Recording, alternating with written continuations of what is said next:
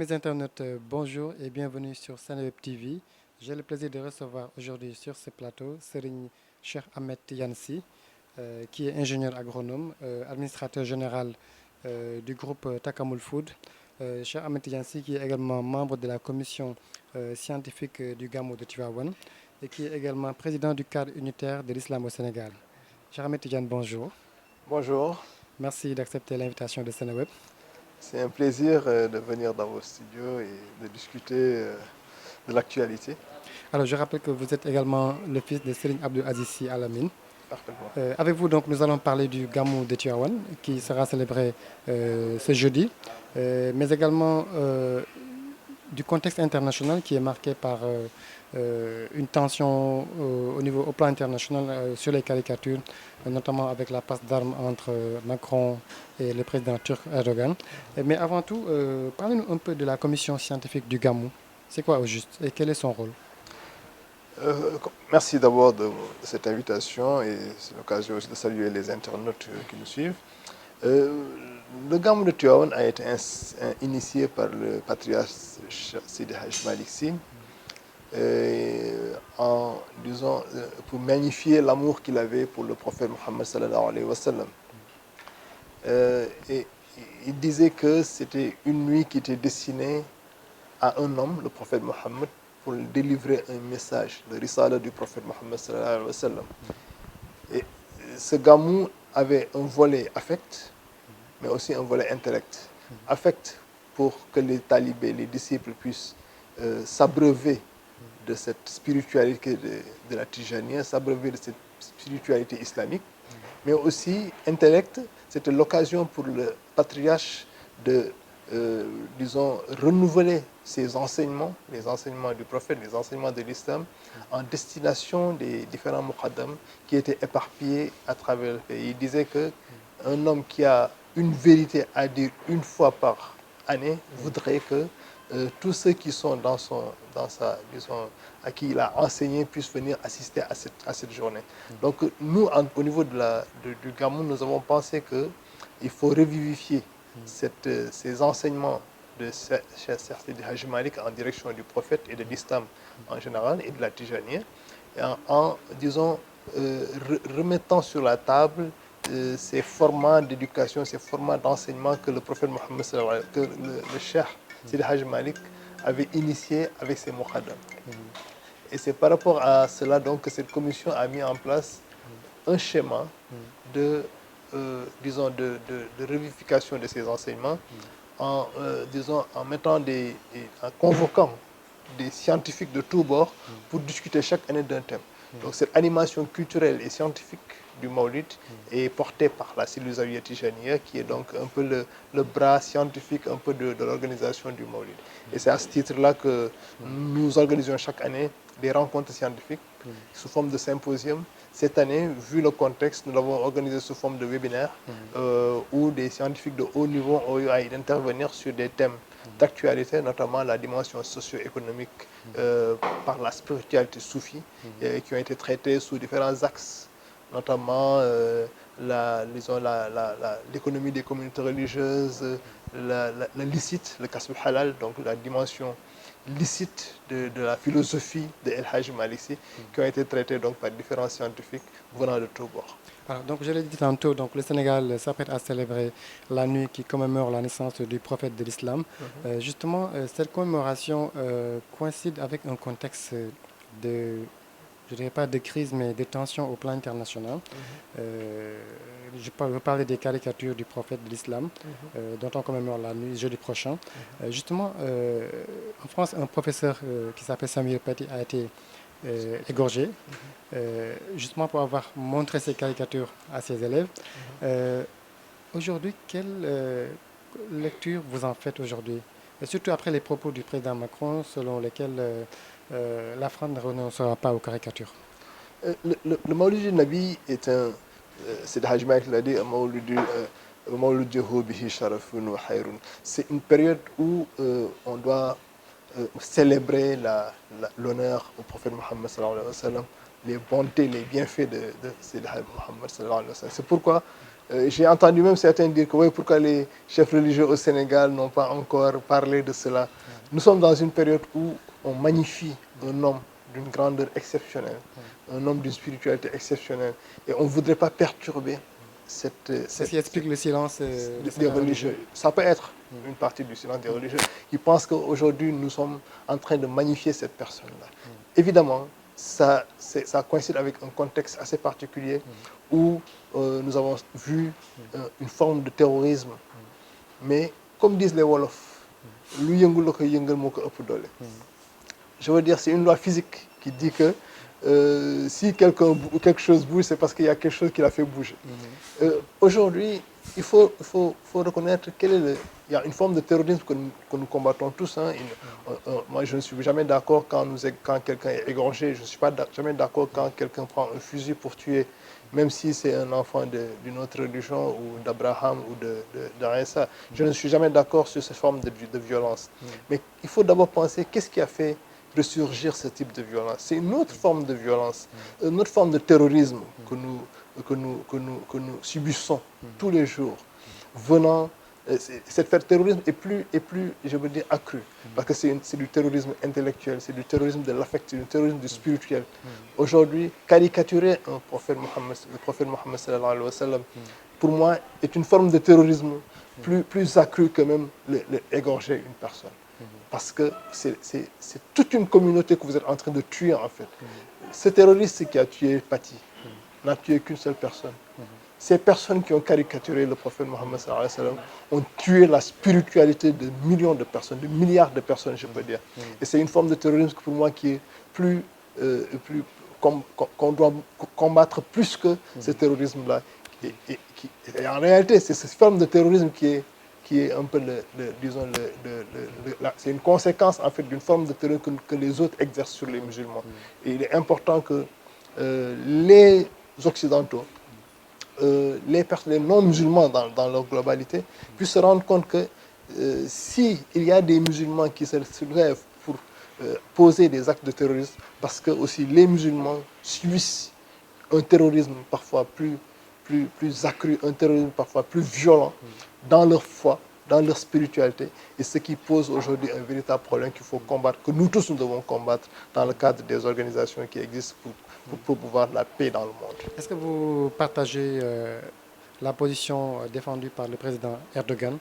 qui demande à boycotter les produits français? Parce que dans le même temps, en France, le Conseil français de culte musulman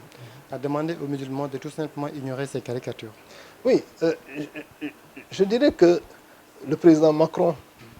n'a pas l'intelligence des situations. Parce que vous ne pouvez pas vivre une situation pareille. Quand vous êtes, comme on dit chez nous, un chef de famille, vous avez deux enfants qui ont des problèmes, disons, de coexistence. Vous prenez parti pour l'un des enfants au nom de quoi? Au nom de prétendues règles républicaines.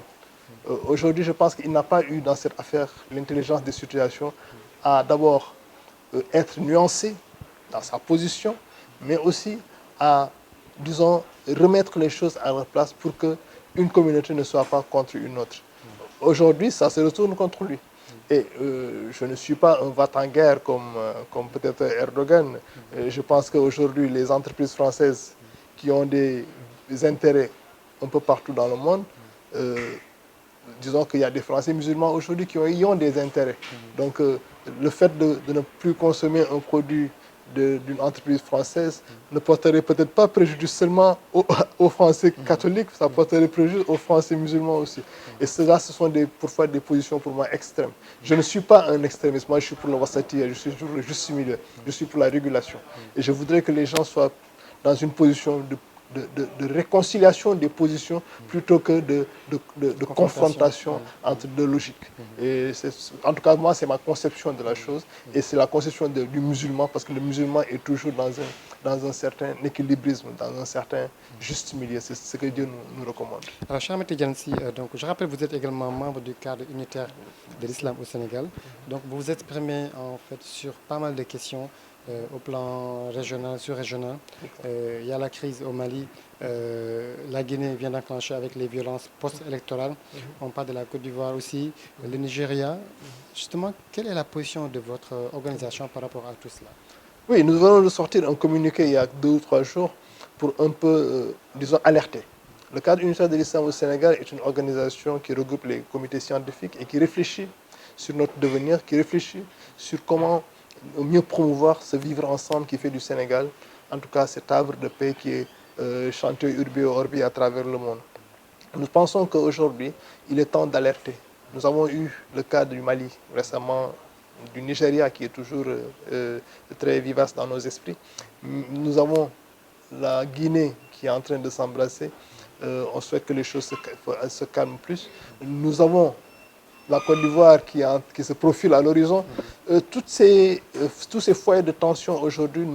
nous alertent, nous, en tant que pays qui est un peu au carrefour de ces différents pays, mais aussi pour le rôle que le Sénégal pourrait jouer, le rôle diplomatique que le Sénégal pourrait jouer, qu'il a joué dans le passé en tant que membre de la CEDEAO, mais aussi dans les différentes zones de tension dans le monde. Donc ce dynamisme de la diplomatie sénégalaise pourrait être mis en branle pour un peu alerter, prévenir les éventuelles tensions qui pourraient s'exacerber. C'est pourquoi le cadre a alerté dans ce cadre-là, en demandant au président Macky Sall, de par son leadership dans la sous-région, de venir à la rescousse pour pouvoir, d'autant plus que les 2 géants de la CEDEAO sont impliqués, pour ne pas les citer, la Côte d'Ivoire et le Nigeria, sont impliqués dans des crises. Aujourd'hui, le Sénégal pourrait jouer ce rôle de leadership au plan diplomatique pour revenir, pour faire un peu, alerter ces pays dans le cadre de la CEDEAO et trouver des solutions concertées entre les différents belligérants politiques qui sont en confrontation dans ces différents pays. Mais aussi, nous sommes des religieux. Nous avons pensé qu'il serait important que l'exemple du Sénégal en termes de régulation religieuse puisse être exporté dans ces pays-là. Aujourd'hui, nous avons des relais. Les guides religieux sénégalais ont des relais dans ces pays, mais aussi les associations islamiques qui existent au Sénégal ont des passerelles avec des associations islamiques existantes dans ces pays-là. C'est pourquoi il serait important que nous, Sénégalais, puissions jouer ce rôle de conseil, pour pouvoir amener ces pays-là à adopter les mêmes pouvoirs régulateurs que les religieux ont. Je peux le citer. Aujourd'hui, au Nigeria, par exemple, il y a énormément de talibés de Cheikh Ibrahim Niass, Imam Cheikh Ibrahim Niass. Donc, Kaolack pourrait jouer un peu ce rôle de régulateur dans les tensions intercommunautaires qui existent dans ce pays-là. Comme d'autres communautés religieuses ou bien des associations islamiques ont des relations avec celles d'autres pays, nous pensons que le Sénégal pourrait exporter cette capacité de régulation qu'ont les religieux dans ce pays pour qu'on n'ait pas des religieux qui s'affrontent avec d'autres religieux ou bien qui viennent se positionner en tant que pouvoir, mais que ces religieux puissent jouer le rôle de contre-pouvoir, mais aussi le rôle de régulateur quand on est confronté à des tensions. Donc, dans 2 pays que nous avons cités tantôt, la Guinée et la Côte d'Ivoire, la question du 3e mandat fait débat. Est-ce que vous avez une position là-dessus? Comme disent les cimetières sont pleins de personnes qui se croyaient indispensables. Nul n'est indispensable dans nos pays, dans le monde même en général. Le prophète Mohammed sallallahu alayhi wa sallam lui disait que ma vie est une bénédiction, ma mort est une bénédiction. Là, il ne s'agit pas de mort, il s'agit de perte de pouvoir. Les pharaons qui ont existé dans le passé se momifier pour se perpétuer, mais ça ne les a pas empêchés d'être remis aux oubliettes. Nul n'est indispensable. Et je pense que dans nos pays, moi j'ai ma conception de la limitation des mandats, et je l'ai déjà évoqué dans la presse, en disant que pour moi, c'est personnel, la limitation des mandats n'est pas un signe de démocratie. On peut avoir des pays démocratiques qui n'ont pas de limitation des mandats. C'est-à-dire que les populations ont voté des constitutions qui ne limitent pas les mandats. Donc vous appelez à respecter les constitutions? Il faut respecter les constitutions. Si les constitutions disent qu'on doit se limiter à 2 mandats, évidemment, il faut se limiter à 2 mandats. Et c'est ma conviction propre. Aujourd'hui, si maintenant, demain, les populations se soulèvent pour dire que nous voulons changer de constitution pour aller vers un troisième mandat, là, ce serait peut-être un référendum qui pourrait le définir. Et la souveraineté des peuples leur permet en tout cas de guider leurs idées ou bien leur vécu dans le sens qui leur plaise. Alors, cher Ahmed Tidiane Sy, donc nous attaquons la partie sur le Gamou, proprement dit. Justement, dans quelques jours, la naissance du prophète de l'islam va être commémorée. À Tivaouane, actuellement, il n'y aura pas de commémoration comme cela se faisait l'année dernière et les années d'avant. Vous, comment est-ce que vous avez compris la position du khalife général des Tidjanes? Nous sommes des disciples, d'abord, qui respectons les désirs, je ne dirais pas les orientations de nos guides, parce que c'est Dieu qui nous le dit dans le Coran. Il nous demande de le suivre le prophète Mohammed sallallahu alayhi wa sallam, de suivre ceux à qui il a donné une responsabilité. Donc, en tant que guide, nous, en tant que disciples, nous suivons les orientations de nos guides. Mais d'autant plus que ces orientations vont dans le sens de la préservation de nos vies. Aujourd'hui, le khalife général des Tidjanes a pensé que, aujourd'hui, et sur la base des informations qui ont été fournies par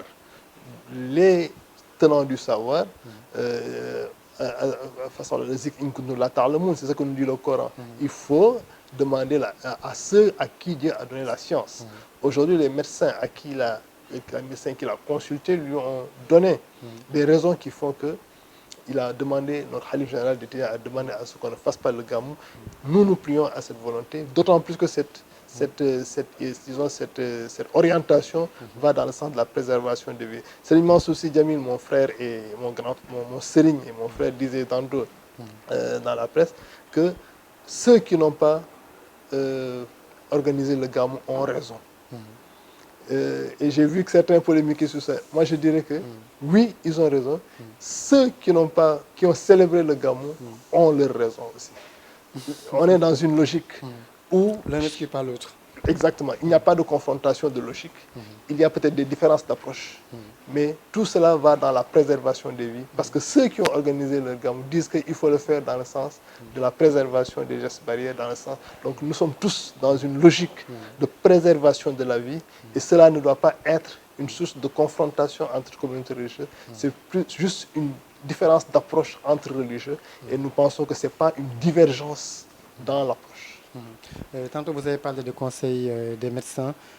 On sait qu'au départ, il y a un comité qui s'est réuni peut-être pour conseiller un peu l'État, donc avec la concertation de la classe religieuse, pour décider, par exemple, de mettre en place des restrictions et par la suite de les lever. Est-ce que vous faites allusion à cette... Oui, nous-mêmes, nous avons eu, avec le cadre unitaire de l'islam au Sénégal, nous avons eu des rencontres avec l'État, par le biais du ministère de l'Intérieur, un peu pour attirer l'attention par rapport à certaines velléités qui avaient été soulevées au temps dans le cadre, de certaines personnes qui pensaient que la spiritualité était mise à l'épreuve avec la fermeture des mosquées. Et nous avions demandé à l'État de réévaluer la situation et de permettre à en tout cas aux communautés qui pensaient que la fermeture des mosquées pouvait être une source de baisse de leur spiritualité, de leur permettre donc d'exercer en toute légalité. Et en ce temps, l'État, qui avait déjà des soucis au plan social, parce qu'il y a quelques grabuges au niveau de la population, avait pensé qu'il fallait desserrer les taux. Et l'État donc a desserré les taux et permis à certaines mosquées de reprendre leur activité. Je pense que cela n'a pas empêché d'autres mosquées qui pensaient que la situation n'était pas encore favorable à l'ouverture des mosquées à continuer à fermer leurs mosquées. Je dis toujours que c'est une différence, et Serigne Babacar Sy le dit bien, moi je n'ai pas fermé les mosquées parce que l'État me l'a demandé, j'ai fermé les mosquées parce que c'était une nécessité exigée par la sunna Muhammad sallallahu alayhi wa sallam. Donc si je rouvre ma mosquée, ce sera sur la base de cette même sunna et de Sharia de sunna muhammadienne.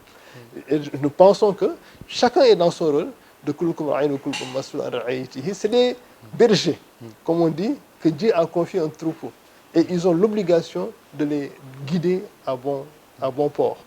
Et chacun le fera selon sa perception, chacun le fera selon disons, les informations dont il dispose pour pouvoir orienter au mieux la communauté dont il a la charge. Mais vous devez quand même reconnaître que la situation a évolué depuis lors et que le nombre de cas a drastiquement baissé et que des rassemblements se sont tenus. Est-ce que Tivaouane va attendre quand même d'avoir 0 cas au plan national pour pouvoir ouvrir ses mosquées? Ça, ça relève heureusement que je ne suis pas le Khalif, ça relève de la responsabilité de nos guides. Comme je l'ai dit tantôt, nous sommes derrière notre guide. Et le jour où il décidera de réouvrir la mosquée, nous irons à la mosquée. Tant qu'il pensera qu'il sera dans cette position, nous serons derrière lui et nous appliquerons à la lettre ses orientations. Alors, vous avez parlé tantôt de Salim Moussa Fassi Djamil, qui a interprété ce que certains ont considéré comme une division de la famille Tijane, comme pas une, comment dire, pour ne pas dire qu'il y a une hiérarchie donc, qui coiffe toute la communauté, mais qu'il y a une polyarchie et que chacun dans son entité est capable de prendre une décision. Vous partagez ce point de vue ou pas du tout?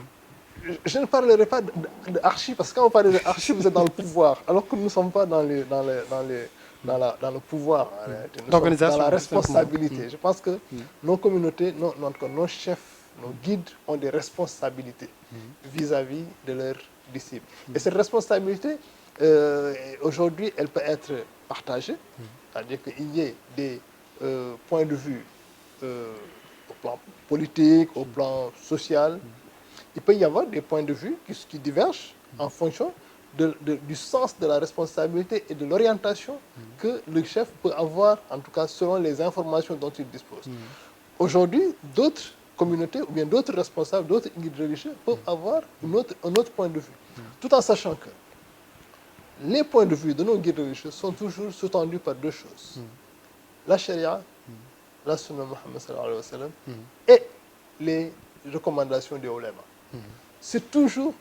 dans la charia, tout ce qui est écrit dans le Coran, la sunna du prophète Mohammed sallallahu alayhi wa sallam, il y a très rarement des divergences. C'est vrai, sur certains versets, il peut y avoir des interprétations, mais il n'y a pas de nuances, si je peux dire. Mais il ne peut pas y avoir de confrontation d'idées à ce niveau-là. C'est dans peut-être parfois disons, les discussions des ulama, dans les ijtihad, là où il y a par exemple des phénomènes ou bien des situations qui n'ont pas été prévues de manière explicite dans le Coran. Et là, il peut y avoir des divergences dans l'interprétation du Coran, dans l'interprétation des positions des uns et des autres. Mais dans tous les cas, au niveau du Sénégal, nous n'avons jamais eu, et ça je suis fort même, sur des questions fondamentales dans la mise en œuvre ou dans la pratique de notre religion,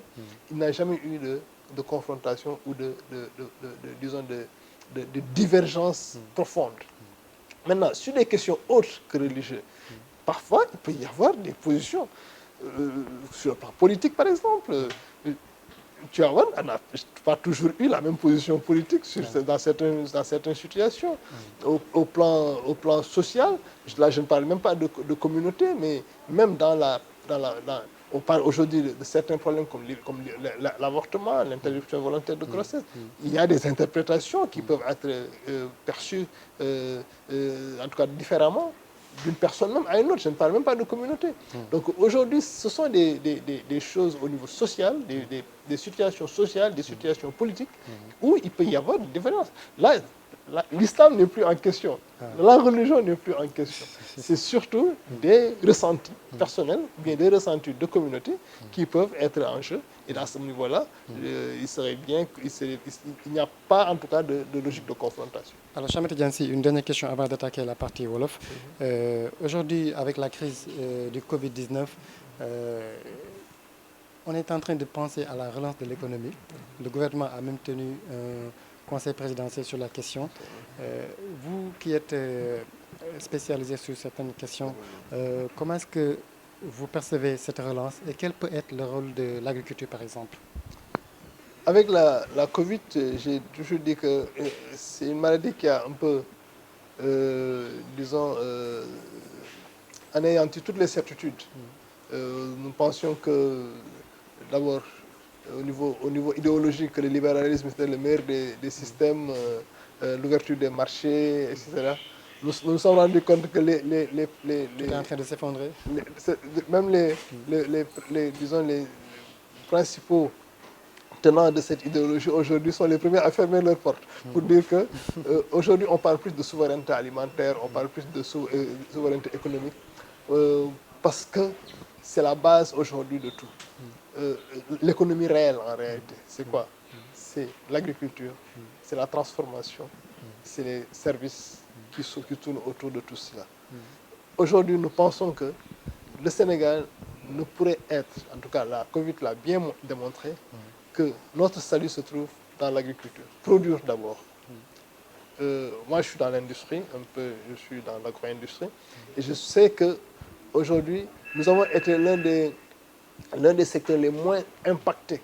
par la Covid. Pourquoi? Parce que la plupart des productions en tout cas, tout ce qui rentrait dans les facteurs de production qui allaient dans l'agriculture étaient déjà présents dans le pays. Ce qui nous permettait, nous, d'autant plus que moi, nous qui sommes dans la tomate, nous étions en pleine campagne de tomates lorsque la Covid a éclaté. Le seul souci que nous avions, c'est de nous permettre de pouvoir circuler de ville en ville. Voilà, exactement. Sinon, nous n'avons pas été impactés du tout par la Covid. Donc cela veut dire qu'aujourd'hui, nous pensons que nos autorités gagneraient à mieux orienter, et ils ont bien compris, je pense, à mieux orienter nos économies vers la souveraineté alimentaire, vers la souveraineté économique, pour que les Sénégalais puissent produire assez pour pouvoir transformer une partie, consommer une partie et commercer entre eux. C'est la base de l'économie. Aujourd'hui, nous avons d'autres potentialités au niveau sous-régional que nous n'avons pas encore exploitées. Au niveau africain, que nous n'avons pas avec la ZLECAf aujourd'hui, qui est en gestation. Donc cela veut dire que l'Afrique, je parle globalement parce que nous avons des marchés très petits, qui, lorsque nous aurions atteint les limites de nos frontières, les limites de nos consommations locales, nous serons obligés de nous projeter dans la sous-région d'abord et dans l'Afrique tout entière. C'est pourquoi, en perspective, nos États doivent réfléchir sur comment, d'abord, par rapport aux avantages comparatifs que nous avons dans chaque pays, voir dans quelle mesure ces ressources endogènes-là pourront être développées d'abord au niveau national et aller maintenant vers un commerce intra-communautaire pour aller vers un commerce plus continental. Cheikh Ahmed Tidiane Sy ñu egsi kon ci partie wolof bi dañ koy tënk rek ma fàttali ne yow ingénieur agronome nga nekk administrateur général du groupe Takamul Food. nga nekk également membre de la commission scientifique du Gamou de Tivaouane, également président du cadre unitaire de l'islam au Sénégal. Donc laaj bu njëkk bi mu ngi jëm ci wàllu gàmmu gi fan yi ñu ngi koy préparé ci benn contexte bu xaw a doy waar muy contexte Covid-19 nañ ci ñëwaat ci kanam mais beneen contexte bi au plan international la ñu gis ne am na crise bu am bu aju ci wàllu caricature mooy dessin yi nga xamante ni doon nañu ko dessin yonent bi ba pare président Macron wax ni ñoom dañuy continuer def dessin yi léegi est-ce que yow en tant que musulman comprendre nga position bi nga xamante ni tey moom la France jël ba pare persister ci. waaw dafa am suñu benn bàyyi daan wax si Cheikh Ahmed Tidiane Sy naan ndax du ngeen tooñ. tooñ baaxul te lii dafa mel ni ci tooñ la gën a yeyoo ndax olof yi dañuy wax naan lu nekk la ko yëngal lu yëngu la ko yëngal moo ko ëpp doole. lii nga xamante ni yëg na muy terrorisme bu ñuy wax nit ku jóg faagaagal dundu nit. dafa am terrorisme bu gën a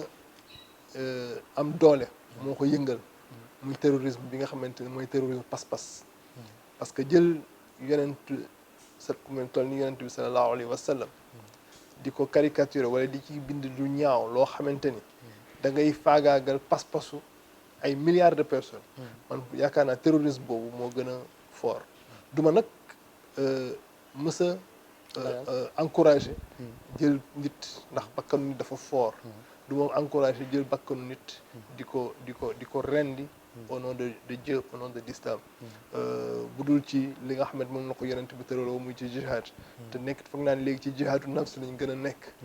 moo tax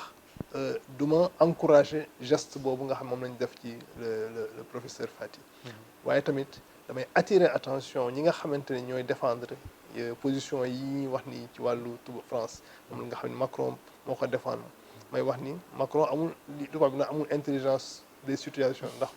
lu mel nii bu amee yow nga nekk borom kër say njaboot am jafe-jafe da nga war a am position bu nuancé ngir mën a delloo si position yi waaye wala même bu fekkee da koy def au nom de ay principe démocratique wala ay principe de liberté d'expression yoo xamante ni mais fu ñu teg boobu principe bu ki nga xamante ni pas-pasam dañ koo jël di ko faagaagal terrorisme boobu c'est nga xam terrorisme man mooy woowee terrorisme spirituel la kooku moo ëpp doole sax terrorisme bëri ndax kii benn nit la faat mais kii ay xolu ay milliards de personnes lay faat. léegi caricature bu fekkee ci wàllu gëm-gëm la est-ce que lu war a mën a nekk la wala dafa am fu mu war a yem. waaw xam nga nit moom loo xamante day laal pas-pasam rek boo ci wax da nga cee war a bàyyi xel moo tax amul fu mu war a sax commencer bay am fu mu war a yem man lu jëm ci wàllu pas-pasu nit duma ci laal lu toll ni tarfatal ayn ni ko arab yi di waxee parce que yow la nga ciy xalaat damay déglu benn humoriste ñu koy wax ku ñu wax Kouthia ma déglu ko mu wax lu am solo mu ne moom du def caricature ci wàllu diine ma naw ko ci loolu ndax pas-pas moo sew ci nit fa nga koy laalee wala fa ngay xalaate ni laaloo ko sax léeg-léeg di nga egg fu sori ci nit ki léeg-léeg sax ci interprétation wax nit dinañ ci faagaagal pas-pasu nit man moo tax pas-pasu nit xaw ma sax fu ma ci egg ba ci sori te kooku war nañu fekkee ni taxawaay la boo xamante ni France daf ko taxaw tey ci au nom de la liberté d'expression comme ñi ko Macron waxee yaakaar naa position la boo xamante ni dañ ci war a delluwaat gannaaw man nag du ma extrémiste damay wax toujours du ma nit koo xamante ni ma ko yàlla waxee ci alxuraan ni ma xam man ci wasatiya lay dox maanaam ci équilibre ci juste milieu lay dox diggu dóomu position boobu yëg rek position bu diggu dóomu lay nekk moo tax tey ñi nga xamante ne dañuy nekk ci extrémisme ci wàllu liberté d'expression mënuma d'accord ñoom ñi nekk ci extrémisme ci wàllu fayonte bi nga xamante ne moom lañ def par exemple lu mel ni kooku ñu def kii Paty du ma mën a ànd ak ñoom waaye nag toujours dinaay delloo xel yi ci ñi nga xamante dañuy tooñ ñu bàyyi tooñ ndax tooñ tamit jigul nit ndax lii lu mel nii lay indi beneen point bi mooy sortie bi nga xamante ni président turc Erdogan def na ko daf mel ni tey mu ngi jàmmarloo ak France au plan international ba sax ñiy woote nañu boycotter les produits français ñu gis ne dans le monde arabe bëgg ne dëkk yoo xamante ni tey ñu ngi commencé di dëggal boycott boobu ban jeexital la mën a am pour yow loolu tamit position extrémiste la ndax ku mel ni président Erdogan donte jullit la day woote jullit waaye gis nañ aussi yenn position extrémiste yu mu amoon moom ci biir dëkkam tey jii bu taxawee aussi ne dafa bëgg ñu boycotter lu mel ni ay produits français pour man position extrémiste ndax boycott ba ngay def ci produits français yooyu mën na am na ay jullit yoo xam ne nga biir France di ci daan seen doole wala di ci am nañu ci loru après dinañ ciy loru wa tabarakallah kon am na loo xamante ni position extrémiste la loo gis rek pour man war nañ ko toog ñu waxtaane ko te France dafa nekk dëkk boo xamante ni li ci Hassan II waxoon rek moo ci nekk naan les musulmans ne seront jamais intégrés en France loolu pour man confrontation ñaari logique moo fa am te confrontation ñaari logique fu mu amee li koy mën a indi rek mooy xool nag ngeen mën def ngir mën di rapprocher position yi mais ñi jaxasoo carrément léegi dafa naan dina ci am jafe-jafe kon nag moo tax war nañu mën a xoolaat naka la ñuy mën a def te loolu peut-être dinañ koy yedde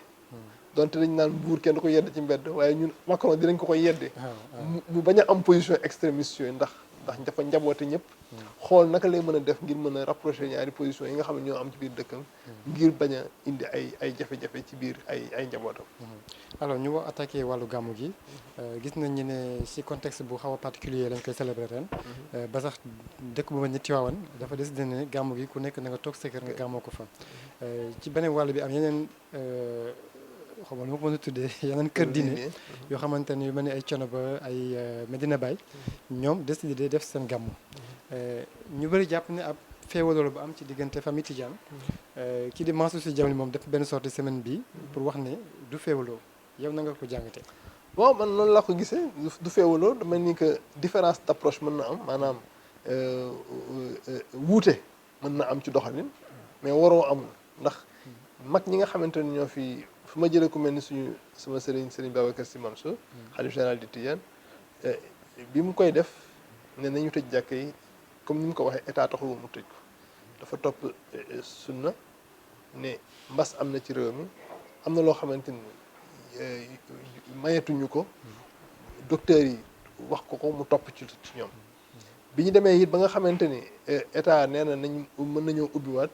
moom ba mu laajaatee ña nga xam ne ñoom la waroon laaj na leen ñooñu ne ko mbir mi kat mi ngi fi ba léegi kon moom nee na mu ko doxalee ñu topp ci gannaawam mooy tant que ñi nga xamante loolu la ko alquran wax fasalu ahla zikri in kuntum laa ta'lamuun tant que la taxoon mu def ko jógewu fi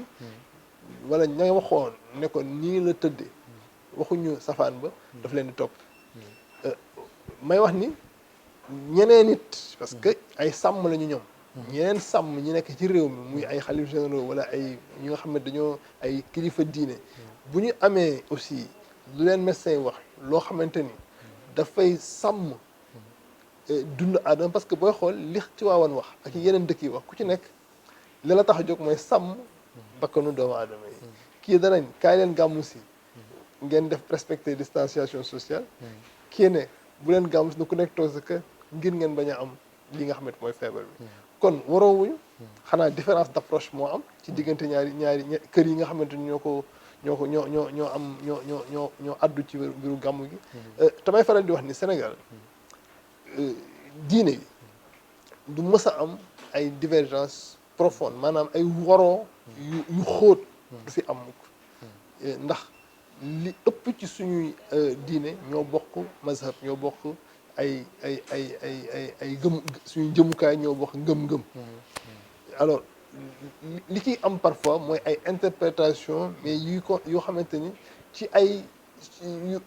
yu superficiel lay doon foofu rek nga gisee souvent ay woro ay peut-être différence ay nuances sax laa koy mën tudd du nekk ay différence ay nuances lay doon mais ci wàllu cëslaayu diine ji ci wàllu fondement yi nga xamante ne moo am ci diine ji duñu mës a am ay woro maintenant léeg-léeg nit yi dañuy bëgg di indi ay divergence ci këru diine yi peut-être surtout une certaine nga baal ma une certaine presse parfois mën nañu génne yenn wax yi voilà exactement mais en général du nekk différence boo xamante ni mooy am na solo. alors ci wàllu gàmmu gi ñu seetlu ne Tivaouane amoon na porte-parole muy Pape Malick Sy yàlla def mu jóge fi depuis ñeenti weer ban rôle la doon joué moom ci communauté Tidiane ak la moo nekkoon taxawaayam ak absence am tey jii. waaw porte-parole foog naa nit ñi dañu xamul histoire porte-parole peut-être en tout cas li ci suñu kër maanaam kër Seydi Hadji Malick kër Seydi Hadji Malick avant peut-être Serigne Abdou Aziz Al Amine di doon nekk porte-parole man mosuma fa woon dégg porte-parole te porte-parole contexte moo ko indi woon maanaam Serigne Maam Abdou Dabakh moo demoon ba nekkoon ci benn nekk patriarche nekk ci benn niveau Serigne Abdou Aziz Al Amine amoon lu bari loo xamante ni ci responsabilité la nekkoon mu ne ko jox naa la sama kàddu bu ko defee te jox kàddu gi sax mooy responsabilité bi nga xamante ni lu ci bari moom âge am ak loolu permettre ko woon mu jox ko Serigne Abdou doomam ne ko dem ko doxal te Serigne Abdou it doon ko doxal doon matale woon ko nag ndax lépp loo xamante ni moo doon organisation kër gi ci loo xam la nekkoon depuis temps sëñ Babacar ba bii sëñ Abdou di jël xilaafa gi wa tabarakallah kon bi ñu demee nag ba nga xamante ni institutionnalisé nañ ko ci la peut-être sax commencé law sax ci yeneen i këru diine yi bi fi sëriñ Abdou Aziz Al Amine jógee sëriñ Babacar Sy Mansour ci mbaaxam daal di jël suñu waajur sëriñ Pape Malick Sy jox ko porte-parole ne ko na sëriñ Abdou daan doxale dara ñaawul continuer di ko doxale tey bi mu fi jógee sëriñ Pape Malick bi mu fi jógee sëriñ Babacar Sy Mansour gisagul wala boog ci sama xalaat loolu sama gis-gis bopp la lu tax mu war a indiwaat porte-parole la ndax porte-parole la lan la moom ci moom wax na ku nekk ba mu ko daan na ko wax sax bi ñu ko nee moo doon porte-parole daan ku nekk fa nga nekk rek mën ngaa nekk porte-parole moom loolu sax loolu la daan wax te la mu bëgg a wax fu mu toll bu ko waxulul boppam am na ku mu mën a woo ne ko kaay waxal gis nañ ko ci gàmmu gi passé bi mu waree wax ak nit ñi ci wàllu mbas mi dafa woo suñu baay suñu waajur Serigne Babacar Sy Abdou ne ko dama waxal kon bu fekkee ni am na ñu ko mën a waxal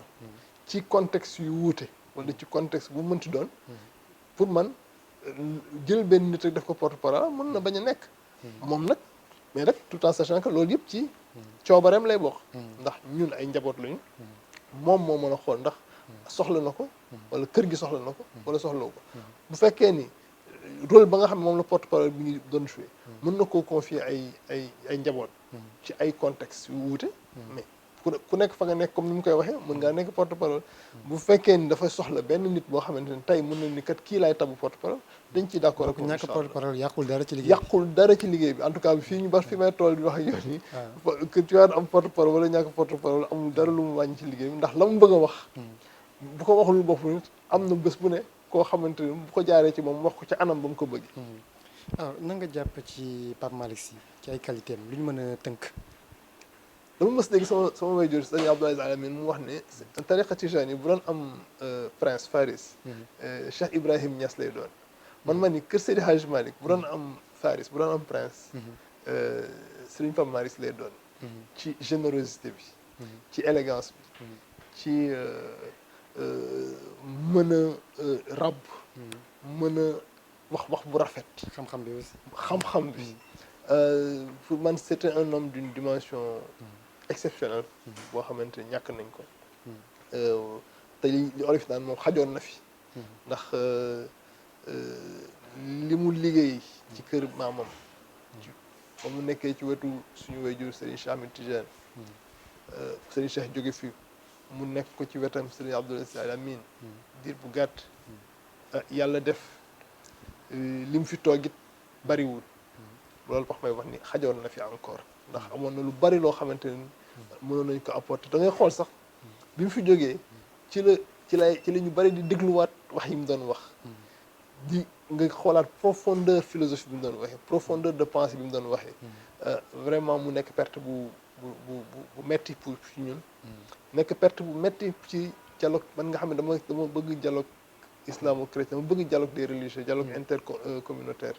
mu nekk perte bu mag parce que li mu ci joué rôle bu am solo la ci daan joué gis nañ ay images yoo xamante ni daan dem église ci martyr de l'Ouganda bi gis nañ ay images yu mu inauguration Massalikul Jinaan Massalikul Jinaan à chaque bi sëriñ